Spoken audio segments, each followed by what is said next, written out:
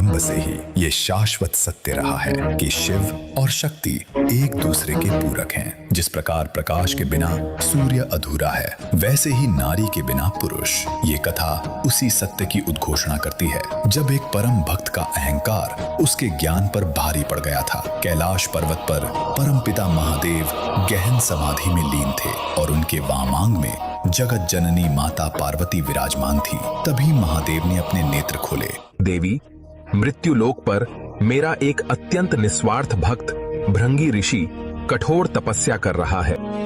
अब समय आ गया है कि मैं उसे उसकी तपस्या का उचित फल प्रदान करूं।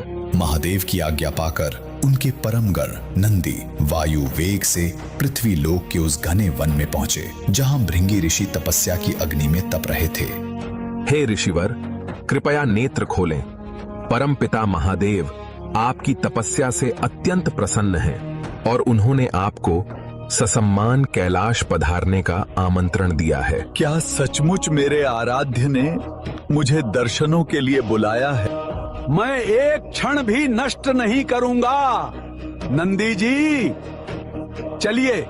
भृंगी ऋषि कैलाश पहुंचे। वहां का अलौकिक दृश्य देख वे मंत्रमुग्ध रह गए। अतिथि सत्कार के लिए स्वयं जगत जननी माता पार्वती आगे आईं।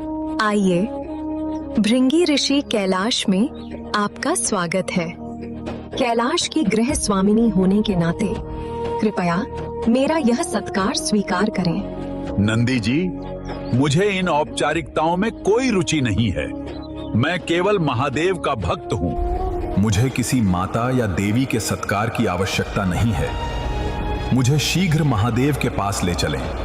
माता पार्वती ऋषि के भीतर छिपे अज्ञान को देखकर मुस्कुराईं और उन्हें महादेव के पास जाने की अनुमति दे दी। भृंगी ऋषि ने महादेव के चरणों में गिरकर प्रणाम किया। शिव ने प्रसन्न होकर उन्हें मनचाहा वरदान मांगने को कहा।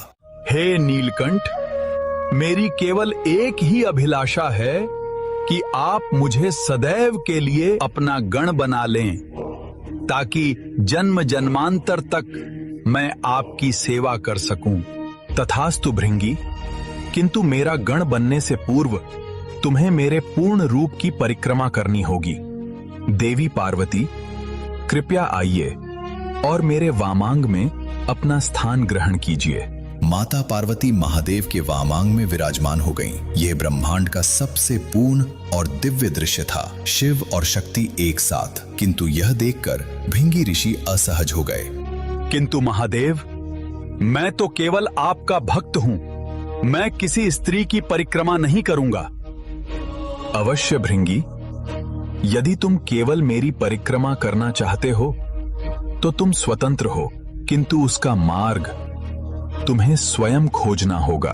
भृंगी ऋषि ने अपनी योग विद्या से एक सर्प का रूप धारण किया और चाहा कि वे शिव और पार्वती के बीच से निकलकर केवल शिव की परिक्रमा कर लें। किंतु यह शिव की माया थी। वे दोनों एक दूसरे के इतने निकट आ गए कि तनिक भी स्थान शेष न रहा। भृंगी अपनी चाल में विफल होकर अपने असली रूप में लौट आए। ये कैसी माया है प्रभु? मैं आपकी परिक्रमा करने में असमर्थ क्यों हो रहा हूं? क्योंकि तुमने मेरे पूर्ण रूप की परिक्रमा की ही नहीं। भृंगी, तुमने मुझे मेरी शक्ति से अलग करने का प्रयास किया। पार्वती मेरी शक्ति है, मेरी अर्धांगिनी है। शक्ति के बिना शिव कदापि पूर्ण नहीं हो सकता। कैलाश की पवित्र वायु में अचानक भृंगी ऋषि का स्वर गूंजता है। वह स्वर भक्ति का नहीं बल्कि तर्क और अहंकार का था। महादेव और माता पार्वती के एकाकार होने की बात सुनकर भृंगी के भीतर का पुरुष प्रधान संस्कार जाग उठा। नहीं महादेव, ये कैसे संभव है? एक स्त्री भला किस प्रकार एक पुरुष की शक्ति हो सकती है? जिसे आप शक्ति कह रहे हैं वो तो केवल पुरुष की छाया मात्र है। उसका अपना क्या अस्तित्व है? वो तो पुरुष के अधीन है। उसके पीछे चलने वाली एक अनुगामिनी है। मैं साक्षात परब्रह्म शिव का उपासक हूं। मैं प्रकृति या माया के सामने शीश नहीं झुका सकता। माता पार्वती जो धैर्य की साक्षात मूर्ति हैं, उनके चेहरे पर एक हल्की सी विस्मय की रेखा उभरी। ऋषिवर, जिसे आप पीछे चलना कह रहे हैं वो अधीनता नहीं, वो समर्पण है। नारी पुरुष के पीछे रहकर उसे संभालती है, विपत्ति में ढाल बनती है। क्या आप नहीं जानते कि बीज को भी अंकुरित होने के लिए धरा की कोख चाहिए होती है? क्या धरा बीज के अधीन है या बीज धरा का ऋणी है? तर्क अनेक हो सकते हैं देवी, किंतु सत्य यही है, शिव ही पूर्ण हैं। मैं केवल उन्हीं की परिक्रमा करूंगा। महादेव ने देखा कि भृंगी के ज्ञान के चक्षु अहंकार की पट्टी से ढके हुए हैं। उन्होंने मंद मुस्कान के साथ अपनी लीला आरंभ की। भृंगी, यदि तुम्हें मेरी पूर्णता पर संदेह है तो आज अपनी आंखों से सत्य देखो। देखो कि शिव और शक्ति में क्या भेद है। अचानक कैलाश के आकाश में बिजली सी कौंधी। एक दिव्य करोड़ों सूर्यों के समान तेज प्रकट हुआ। भृंगी ऋषि ने अपनी आंखें मूंद ली। जब उन्होंने आंखें खोली तो उनके सामने न तो केवल शिव थे, न केवल पार्वती। वहां अर्धनारीश्वर स्वरूप खड़ा था। दाहिना भाग नीलकंठ महादेव, जटाओं में गंगा, गले में सर्प, भस्म लेपित शरीर और व्याघ्र चर्म। बायां भाग जगत जननी पार्वती, रेशमी वस्त्र, स्वर्ण आभूषण, सिंदूर से दमकता मस्तक और सौम्य मुस्कान। भृंगी, यही मेरा पूर्ण स्वरूप है। अब यदि तुम मेरी परिक्रमा करना चाहते हो तो इसी रूप की करनी होगी। अहंकारी व्यक्ति प्रत्यक्ष प्रमाण को भी अपनी मान्यताओं के अनुसार तोड़ने का प्रयास करता है। भृंगी ने हार नहीं मानी। उन्होंने अपनी योग विद्या से एक भ्रमर का रूप लिया। भ्रमर रूपी भृंगी ने सोचा कि वह अर्धनारीश्वर रूप के मस्तक के मध्य बिंदु को छेद कर आर पार निकल जाएगा, जिससे वह केवल शिव वाले हिस्से की परिक्रमा कर सके। उसने प्रहार किया। जैसे ही उसका डंक महादेव के मस्तक पर लगा, वहां से रक्त की एक बूंद टपक पड़ी। अपने आराध्य को लहूलुहान देख माता पार्वती का धैर्य टूट गया। अधम अज्ञानी, तूने अपनी धृष्टता की सीमा पार कर दी है। तूने केवल मेरा नहीं, महादेव के शरीर को भी आहत किया है। तू नारी को तुच्छ समझता है तो सुन मेरा श्राप। कैलाश पर्वत कांपने लगा। सृष्टि के नियम के अनुसार जीव के शरीर में रक्त और मांस माता से प्राप्त होता है और अस्थियां पिता से।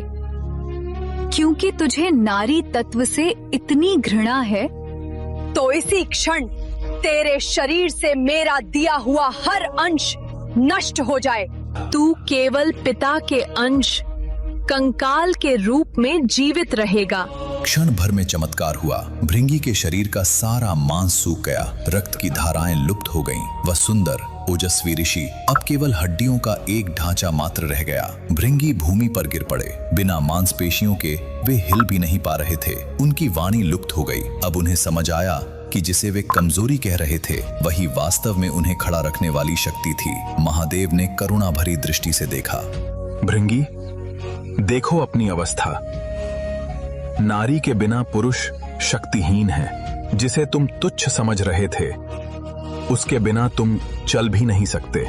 भृंगी की आंखों के गड्ढों से पश्चाताप के आंसू बहने लगे। माता पार्वती, जो क्रोध में भी ममतामयी हैं, अपने भक्त को तड़पता देख द्रवित हो गईं। स्वामी, इसे अपनी भूल का ज्ञान हो गया है। कृपा कर इसे मुक्त करें। देवी, आपका श्राप मिथ्या नहीं हो सकता।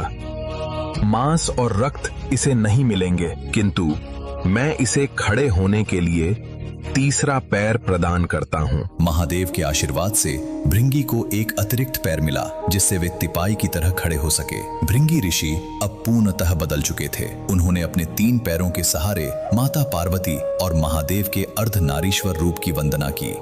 माता, मुझे क्षमा करें। मैंने समझा था कि शिव ही सत्य हैं, पर आज जाना कि शक्ति के बिना शिव भी शव हैं। आप ही चेतना हैं, आप ही आधार हैं। अब मैं केवल शिव की नहीं, आप दोनों की एक साथ परिक्रमा करूंगा। भृंगी ऋषि ने लड़खड़ाते हुए अर्धनारीश्वर की परिक्रमा की। यह परिक्रमा ब्रह्मांड की सबसे महान परिक्रमा कहलाई।